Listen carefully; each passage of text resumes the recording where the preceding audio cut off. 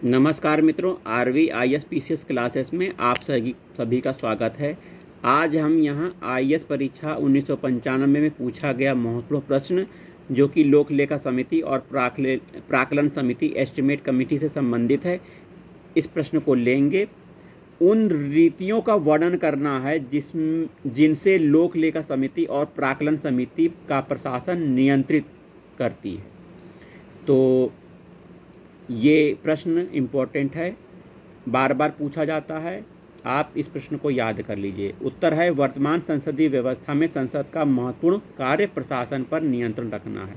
इसका अर्थ है कि सरकार जिस दिशा में आगे बढ़ रही है उस पर संसद को अपनी सहमति व्यक्त करने का अधिकार है। चूँकि प्रशासन मंत्रिपरिषद के साथ घनिष्ठ संपर्क रखकर कार्य करता है और संसद द्वारा स्वीकृति प्राप्त शासकीय नीतियों को मंत्रिपरिषद ही क्रियान्वित करती है, अतः संसद के प्रति मंत्रिपरिषद के माध्यम से उत्तरदायी है। संसदीय नियंत्रण के अभाव में प्रशासनिक क्रियाओं में उचित समन्वय नहीं रह पाता।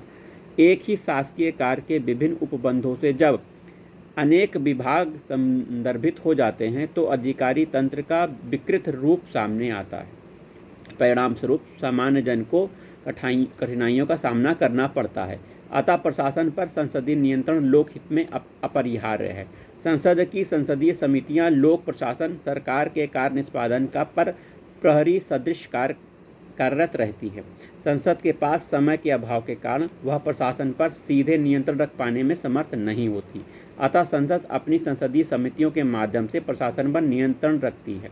लोक लेखा समिति, प्राक्कलन समिति, सहकारी उपक्रम पर समिति एवं अधीनस्थ विधायन समिति आदि के माध्यम से संसद लोक प्रशासन और शासकीय कार्य निष्पादन पर नियंत्रण रखती है।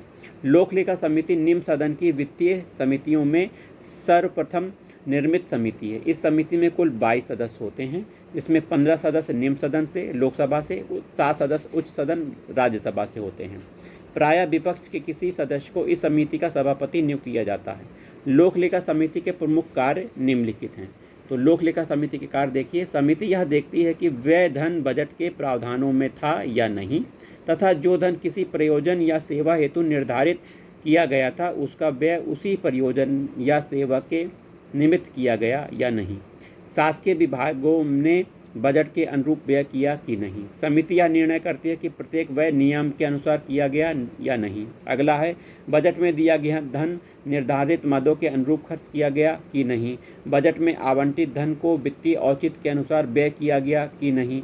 यदि कोई पुनर्नियोजन था तो उस नियमों के अनुरूप था या नहीं। वहीं वित्त अधिनियम के अनुसार जो धन एकत्र करना था वह कर लिया गया कि नहीं। उक्त वर्णित कार्यों के अलावा लोक लेखा समिति के कुछ कर्तव्य भी हैं जिसके आधार पर वह प्रशासन को नियंत्रित करती है। समिति यह देखती है कि वित्तीय विवरण जो प्रधान लेखा परीक्षक की आख्या में है उसमें शासकीय नियमों के व्यावसायिक तथा औद्योगिक योजनाओं के आय व्यय एवं वित्तीय स्थिति का विवरण उपलब्ध है या नहीं, एवं उक्त वित्तीय विवरण तथा आय व्यय पत्रक को राष्ट्रपति के आदेश के अनुसार विधि सम्मत प्रविधियों के अंतर्गत संपन्न किया गया है कि नहीं। समिति, लोक लेखा समिति स्वायत्त एवं अर्धशासकीय निकायों के आय व्यय की आख्याओं का परीक्षण भी करती है, जिनकी लेखा परीक्षा राष्ट्रपति के निर्देशन या संसद के किसी परिनियम के अंतर्गत या नियंत्रक एवं महालेखा परीक्षक द्वारा की जाती है। समिति नियंत्रक महालेखा परीक्षक के प्रतिवेदन पर उसी स्थिति में विचार करती है जब राष्ट्रपति ने उसे लेखा परीक्षण करने का निर्देश दिया हो। व्यय के विधि पक्षों पर नियंत्रण रखने के बाद भी अतिरिक्त समिति पर में व्यय की मितव्ययता, विश्वसनीयता आदि पर विसंगतियां पाई जाती हैं तो समिति उसकी तीव्र भर्त्सना करती है। समिति राज्य, निगम, अन्य स्वायत्त संस्थाओं के लेखे का परीक्षण करने के लिए स्वतंत्र है। नियंत्रक महालेखा परीक्षक के सहयोग से लोक लेखा समिति शासकीय आय व्यय के लेखों का अध्ययन करती है और उस संबंध में संबंधित मंत्रालय के प्रतिनिधि अधिकारी को अपने समक्ष उपस्थित करके उन तथ्यों पर स्पष्टीकरण मांगती है जो उससे असंगत लगते हैं। लोक लेखा समिति नीतिगत बिंदुओं पर विचार नहीं करती। जिन विषयों पर शासकीय नीति स्पष्ट होती है उनके संबंध में लोक लेखा समिति परीक्षण नहीं करती। किसी नीति को संचालित करने में धन का असंगत व्यय हुआ है या बजट में आवंटित धन से अधिक धन व्यय हुआ है, इस पर लोक लेखा समिति विचार कर सकती है। लोक लेखा समिति अपनी आख्या अपने अध्यक्ष के माध्यम से संसद के निम्न सदन में प्रस्तुत करती है। भारत में ब्रिटिश परंपरा का अनुसरण करके संसद ने प्राक्कलन समिति की स्थापना की थी। समिति में 30 सदस्य होते हैं। ये सभी सदस्य प्रायः संसद के निम्न सदन के होते हैं। इसमें प्रायः संसद के उच्च सदन के सदस्यों की स्थान नहीं दिया जाता। इस समिति का कार्यकाल 1 वर्ष के लिए होता है। संसद के निम्न सदन के अध्यक्ष इस समिति के हेतु चयनित 30 सदस्यों में से किसी एक को समिति का अध्यक्ष मनोनीत करते हैं। परंपरा के अनुसार संसद का उपाध्यक्ष ही इस समिति का अध्यक्ष होता है। शासकीय व्ययों में मितव्ययता और कार्यों के क्रियान्वयन में योग्यता लाने संबंधी विचार प्रदान करने के निमित्त इस समिति का गठन किया गया है। यह समिति वार्षिक बजट पूर्व अनुमानों की वृहद रूप से जांच करती है। इस समिति के मुख्य कार्य क्या हैं? अनुमान समिति एस्टीमेट कमेटी इस संबंध में प्रतिवेदन दे कि अनुमानों में उपस्थित तत्वों के अनुरूप क्या क्या मितव्ययता, संगठन में सुधार, कार्यकुशलता या प्रशासनिक सुधार किए जा सकते हैं। प्रशासन में बचत और उचित दक्षता लाने के लिए नीतियों का सुझाव देना। यह देखना कि प्राक्कलनों की नीति की सीमाओं के अंतर्गत धन का विभिन्न उद्देश्यों में सम्यक विभाजन किया गया है कि नहीं। संसद में प्रस्तुत किए जाने वाले अनुमान लेखों को निर्धारित एवं निश्चित करना।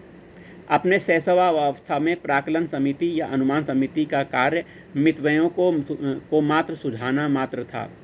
मितव्ययता एवं कार्यकुशलता में घनिष्ठ संबंधों को दृष्टिगत रखते हुए प्राक्कलन समिति के कर्तव्यों में नीति विचार भी कालांतर में समाहित किया गया। वस्तुतः इस समिति का मूलभूत उद्देश्य मितव्ययता, प्रशासनिक कार्यकुशलता तथा व्यय के लिए स्वीकृत धन का उचित विवरण से है। रुग्ण नीति के कारण धन के अपव्यय में उस न्यूनता को समिति अपनी व्याख्या में स्थान दे सकती है जो संशोधन करने के कारणों में से स्पष्ट है। फलस्वरूप समिति अपने सुझावों के साथ संबंधित नीति का आलोचनात्मक विवेचन कर सकती है। यह सचिवालय के संगठन तथा संघीय सरकार के विभागों जैसे विषयों पर भी विचार कर सकती है। कालांतर में समिति ने नई योजना संबंधी प्रक्रिया का विशेष विवेचन किया है। इस समस्त विचारणीय विषयों पर समिति उक्त विभागों एवं योजनाओं की कटु आलोचना कर सकती है और उनकी नीतियों के संबंध में अपने विचार प्रस्तुत कर सकती है। कालांतर में समिति ने योजना आयोग जैसे प्रतिष्ठालब्ध संस्थानों की तीव्र भर्त्सना की है। योजना आयोग का पदेन अध्यक्ष प्रधानमंत्री के स्वयं होने के कारण उसे मंत्रिपरिषद और संसद की बातों को यथालब्ध सम्मान प्रदान करना पड़ता है। इसकी आलोचना से संसद और मंत्रिपरिषद दोनों की प्रतिष्ठा को आंच आती है।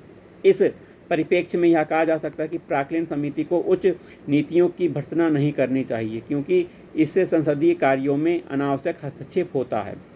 प्राक्कलन समिति अपनी अनुशंसाओं सत्ताधारी सरकार के पास प्रेषित करती है और सरकार जिसे यथार्थ रूप में उपादेय पाती है उसे स्वीकार करती है। समिति के कार्यों में संसदीय सचिवालय सहयोग प्रदान करता है। समिति को अपनी दो विशेषताएं होती हैं। समिति की अपनी दो विशेषताएं होती हैं। नीतिगत निर्णयों पर समिति दिग्दर्शन प्रदान नहीं करती है, क्योंकि समिति यदि नीतिगत निर्णयों पर विचार करती है तो यह सरकार के दायित्वों में हस्तक्षेप करना जैसा होगा। वहीं समिति के कार्य संपन्न हो जाने के पश्चात कार्य में व्यय हुए धन पर विचार कर उसके अपव्यय के निष्कर्ष पर पहुंच सकती है।